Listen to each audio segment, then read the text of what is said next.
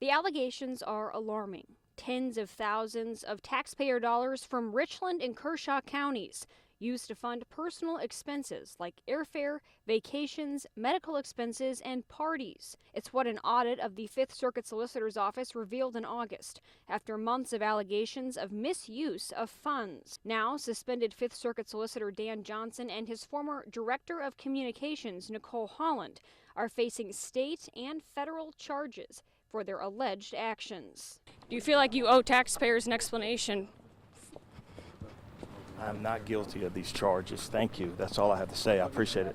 Both Johnson and Holland face 26 charges laid out in the indictment, ranging from mail and wire fraud to theft of federal funds. Each received $25,000 unsecured bonds in federal court on Tuesday. Do you feel like you owe the taxpayers an explanation for these allegations, your client, or the audit results, any of that? We'll be clearing up some of the misimpressions over the next few weeks. As for what those misimpressions are, Davis declined to comment further. Mr. Johnson, can you explain what you're doing in the Galapagos Islands according to that audit? Do you have any reaction, any apology you feel like is owed to the taxpayers? No comment. What happened with the change of faith? You entered a not guilty plea last time. Now we're pleading guilty to wire fraud. Can you explain that? No reaction to the taxpayers. 13 days have passed since two men were found dead in their Allen Benedict Court apartments. And since then, a whirlwind for more than 400 residents, many of whom are still waiting to learn where they'll live. When we first got here, my son kept asking, can we go home? And I tried to explain to him, like, no, we don't have a home right now no more. We can't go that far home. Now, we're just learning someone was transported to the hospital one day before these bodies were found, suffering from symptoms of a gas leak.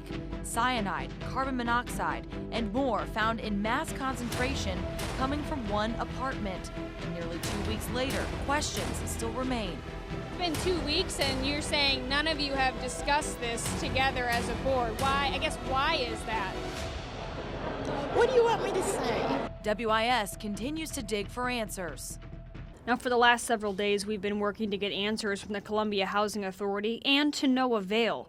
We returned to the office today to see if we could speak with Executive Director Gilbert Walker about where things stand. We were told by staff members that neither he nor anyone from administration was available or even on site. Instead, we were given a phone number of a PR representative who answered our call. We asked her if we could be escorted back onto the property to look through thousands of work orders placed by residents in 2018 here at the complex. 5 minutes later, she called us back, granting our request. We spent the last several hours digging through those requests and found around a dozen work orders filed in 2018 related to gas odors and gas leaks. Mr. Walker, do you have any additional comment? Do you have a message to the residents? No comment. Do you feel like you owe the residents anything? I said no comment. I made my comments before. In 2015, the International Fire Code was updated to reflect the need for carbon monoxide detectors inside any unit with a fuel-burning appliance. Yesterday, CHA Director Gilbert Walker told board members he was not aware of that change to the fire code up until 3 weeks ago, when the fire department inspected the entire property. However, 8 of the 10 fire code violations listed in this letter from the Columbia Fire Department are outlined by the Housing Authority in its own policy. Most notably, missing or inoperable carbon monoxide detectors. We took our questions to Alex Fergus, a commissioner on the Columbia Housing Authority board. Have you had any correspondence between the commissioners about what has transpired since in the last week and a half? We haven't had a meeting. So nothing has been discussed despite 2 people being found dead and the toxicology reports coming back. You guys haven't said anything to each other about what the future looks like? What do you want us to say except that we're just so sorry that this happened? The police report indicates the day before the 2 bodies were found, another resident in the building was taken to the hospital suffering symptoms of a gas leak. Still, Burgess says she and her fellow board members have not discussed anything, despite 400 residents being displaced and still seeking permanent housing. It just strikes us as odd that no one has been talking about this as the Board of Commissioners, and it's been 2 weeks. been 2 weeks, and you're saying none of you have discussed this together as a board. Why? I guess why is that? What do you want me to say? Honestly. Despite toxicology reports not being released yet, we pressed the Housing Authority today on accountability.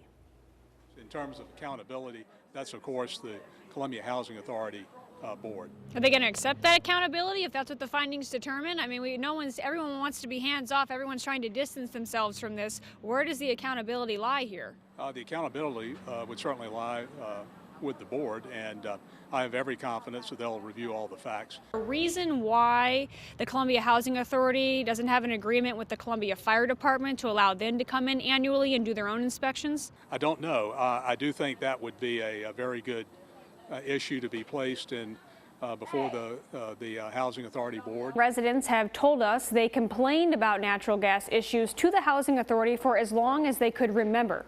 According to the Freedom of Information request we filed, there were a total of 14 work orders filed last year regarding natural gas by tenants at ABC. 7 of those specifically about the smell of gas, another 5 about potential gas leaks, all of this taking place in 11 different buildings across the property. There were 2 other work orders that involved the fire department shutting off the gas and a smell coming from a water heater. Those work orders show in 5 of the 7 complaints about the smell of gas, no leak was found by maintenance crews. 3 of the complaints about possible gas leaks were confirmed, though, after lawnmowers, they say, struck the gas meters outside the buildings. The Department of Housing and Urban Development last paid a visit here to Allen Benedict Court Apartments in September of 2017 for an inspection. Following that inspection, they scored 86 out of 100 points. But a recent letter from Fire Chief Aubrey Jenkins paints a very different picture. Federal data shows in 2017, HUD inspectors came to Allen Benedict Court Apartments and inspected units within Building E. The complex scored an 86 out of 100 points, with deductions based on the importance of the item being inspected and the severity of the problem. 2 bodies were found last week in Building J, where we found a complaint about a gas odor from a resident within the thousands of work orders from 2018, along with complaints in the other 25 buildings here at the complex. No gas leaks were discovered during HUD's 2017 inspection, nor were there other life-threatening problems discovered.